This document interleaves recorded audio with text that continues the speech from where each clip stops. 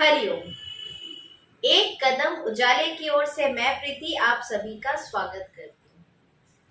आइए शुरू करते हैं हिडन ट्रेजर में आज की कहानी।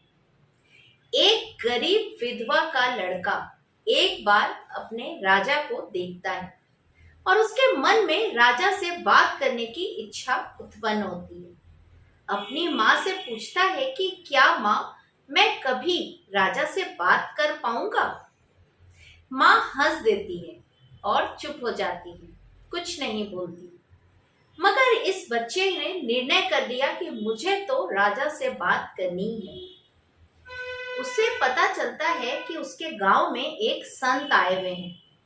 ये लड़का संत के पास जाता है, उनके चरणों में प्रणाम करके अपनी इच्छा जाहिर करता है। संत बोलते हैं कि अमुक स्थान में राजा का महल बन रहा है, तुम वहां जाओ और मजदूरी करो।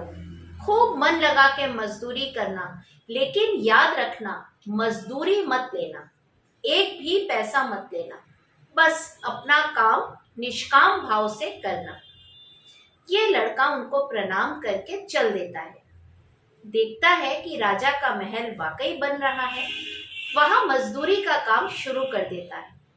दुगुनी मेहनत करता है, लेकिन मेहनताना मजदूरी नहीं लेता।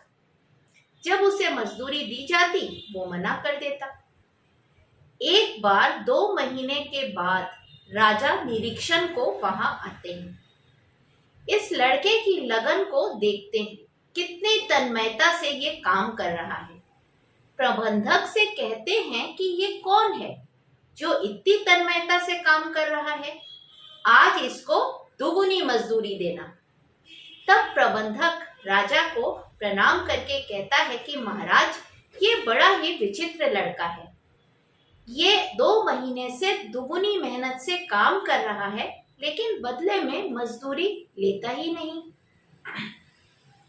और जब मजदूरी देने जाओ तो कहता है कि मेरे घर का काम है, अपने घर के काम के लिए कैसी मजदूरी लेना। राजा बड़े प्रभावित होते हैं ये बात सुन के। उस लड़के को अपने पास बुलाते हैं और बोलते हैं कि बेटा, तुम इतनी तन्मयता से इतना अच्छा काम कर रहे हो, तुम मजदूरी क्यों नहीं लेते? क्या चाहिए तुम्हें? तब ये लड़का उनके पैरों में गिर पड़ता है, प्रणाम करता है और बोलता है कि राजा, बस आपके दर्शन हो गए, आपकी कृपा दृष्टि मुझ पर पड़ गई, मुझे मेरी मजदूरी मिल गई, मुझे और कुछ नहीं चाहिए। राजा बहुत प्रभावित होता है और उसे अपने महल ले जाता है और मंत्री का पद देता है। कुछ वर्षों के बाद अपनी इकलौती बेटी का विवाह भी उससे कर देता है। चूंकि उसका कोई राजा का कोई बेटा नहीं होता, तो कालांतर में इसे अपना उत्तराधिकारी भी बना देता है और अपना राज्य भी दे देता है। उस लड़के ने अगर सकाम भाव से ये काम किया होता तो उसे सिर्फ मजदूरी मिलती, लेकिन निष्काम रहने की वजह से उसे आज राज्य मिल गया। यह संत की यही हमारे ऊपर भी सीख लागू होती है। जब कभी हम जीवन में बहुत बड़ा लक्ष्य तय करते हैं या कुछ बहुत बड़ी इच्छा हमारे मन में रहती है और उसके लिए जब हम प्रयासरत होते हैं, तो मार्ग में बहुत बाधाएं आती हैं, बहुत सारे प्रलोभन हमें आते हैं। हो सकता है कि उन प्रलोभनों में फंसकर हम अपने लक्ष्य से डिग जाएं। ये प्रलोभन हमें लक्ष्य से डिगाने में पूरे सक्षम होते हैं। इस समय हमें सतर्क रहना चाहिए, सिर्फ अपने लक्ष्य पर निगाह टिकाए रखनी चाहिए। जब तक उसकी प्राप्ति न हो, किसी प्रलोभन में न पड़े, किसी बाधा में न फंसे। निष्काम रहने का अर्थ यही है।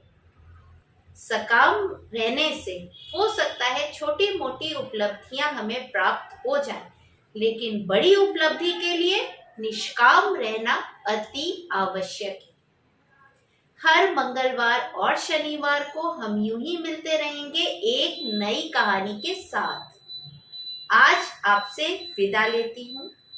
हरिओम।